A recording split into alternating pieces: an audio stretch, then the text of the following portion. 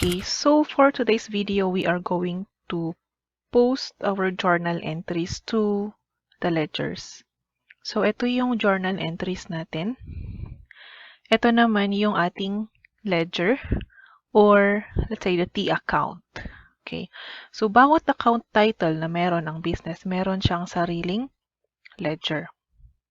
Ay, meron si cash, meron si accounts payable, meron si accounts receivable, meron si Yoko Capital, and all other account titles na ginagamit ni business. So how are we going to post this? It's very easy, no? You just have to copy and paste. Okay?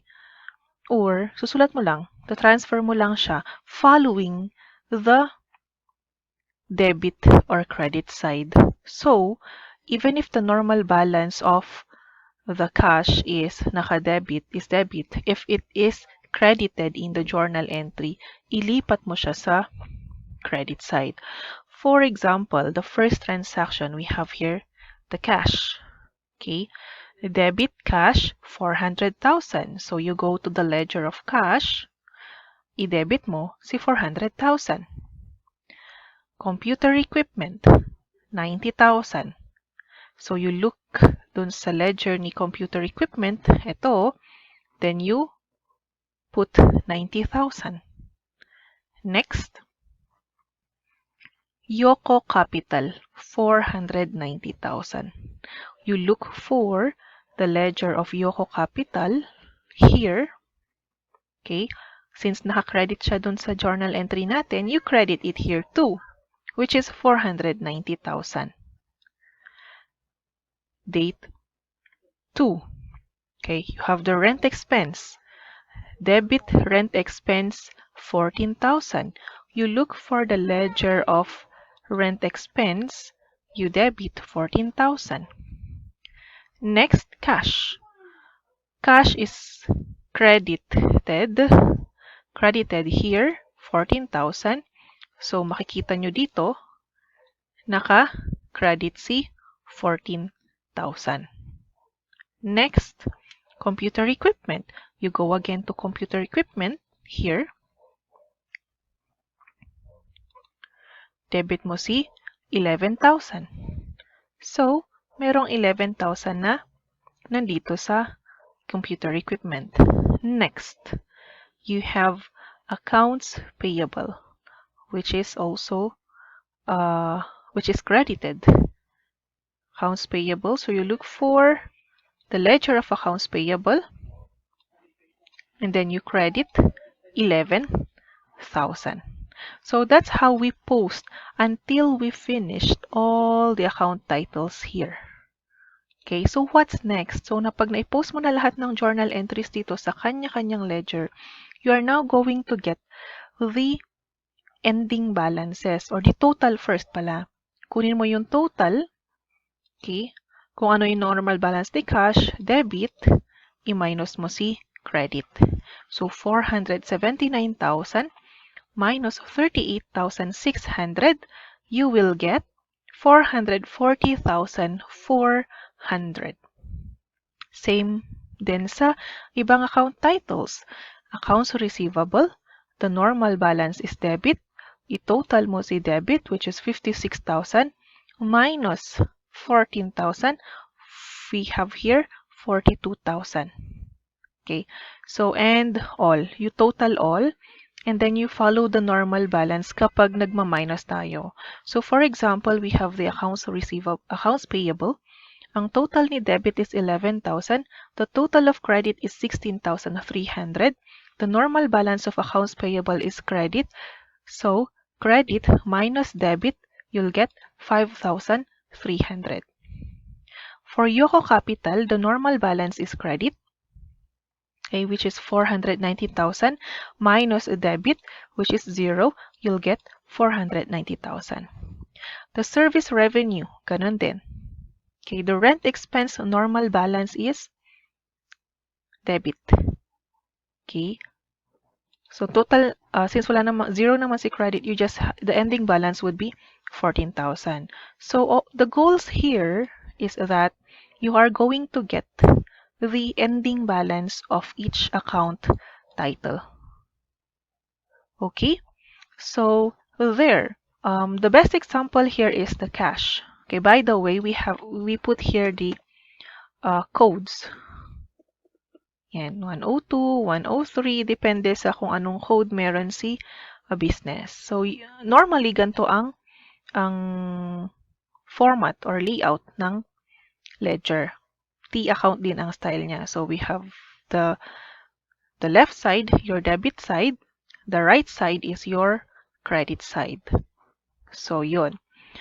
Again, let's repeat that. So, after your journal entry, you are going to post your journal entries to the ledger. So, this is your ledger or T account. The purpose is that we are going to get the ending balances of each account title. Now, after you get the ending balances of each account title, you are now ready to make your trial balance. Okay, so we have here an example of a worksheet. Worksheet is a summary of all balances ng isang business. Okay, so this is the format. You have the name of the business, the name of the document, and then the month you are working on it, or the period. Okay, so we have here the first column, the account titles. Yan. And then you have the unadjusted trial balance. Unadjusted trial balance is a summary of the account titles na dapat balanse si debit saka si credit side. Okay, so anong gagawin natin next? Since we already have the balances here, we are going now to summarize the balances in a worksheet or in a trial balance. So I copied and pasted here. From this ledger, I copied the ledger here para madali natin siyang makuha. Okay, so let's try. So we have the first one, cash. The ending balance is 440,400. Okay, under the debit side.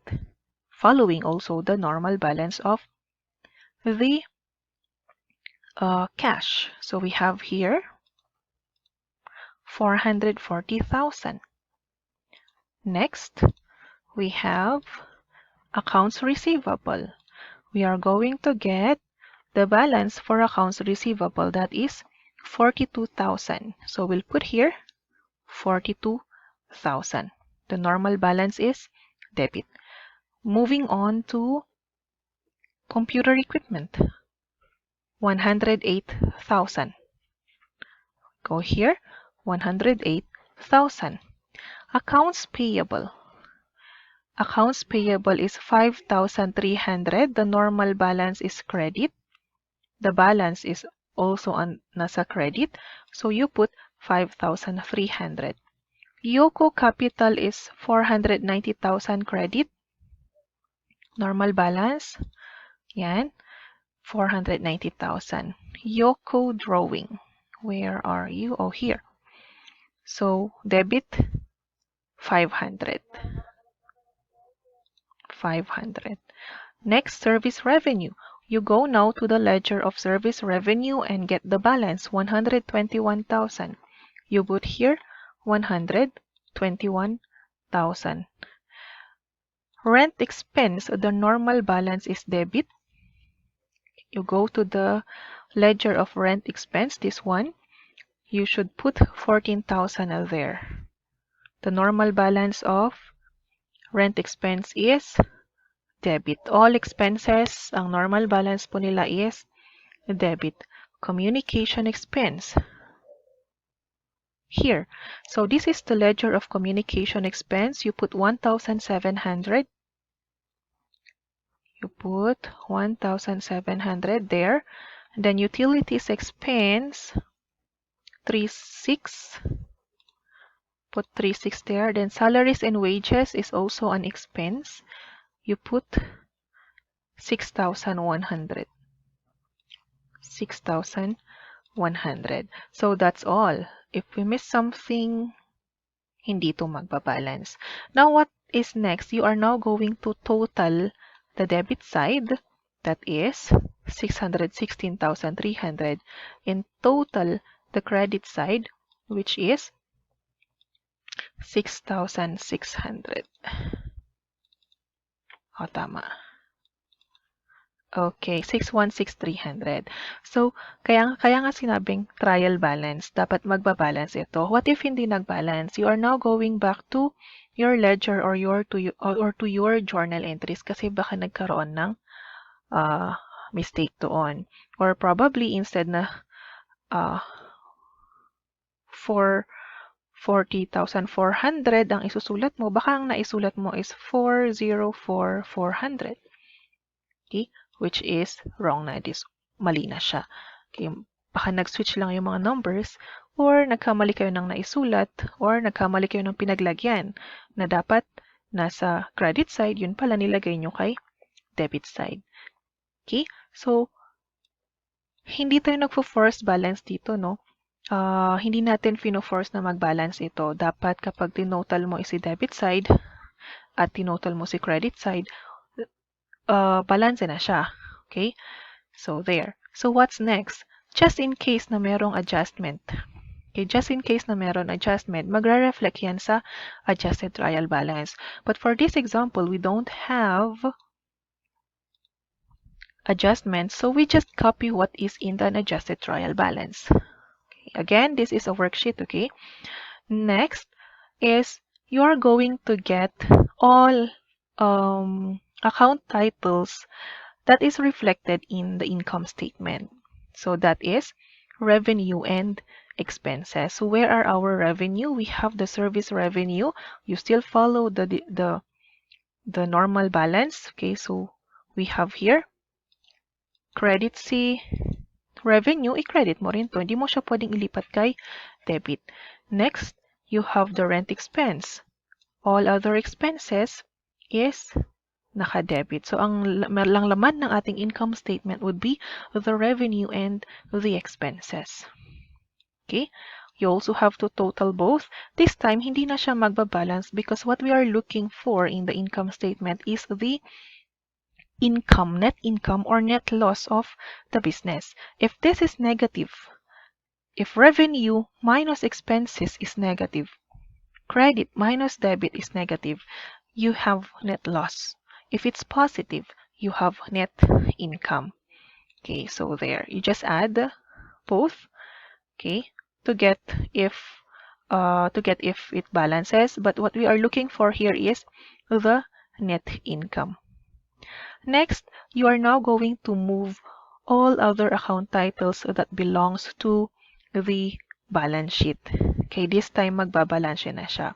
Okay, in this case, we add the net income for it to, para mag-balance, which is there. Then, ang laman ng balance sheet natin is our assets. Okay, cash, accounts receivable, and computer equipment, still following the normal balances. And then you have the accounts payable, Yoko Capital, and eto. So, in this case, pag tinotal mo both, hindi siya magbabalanse dito.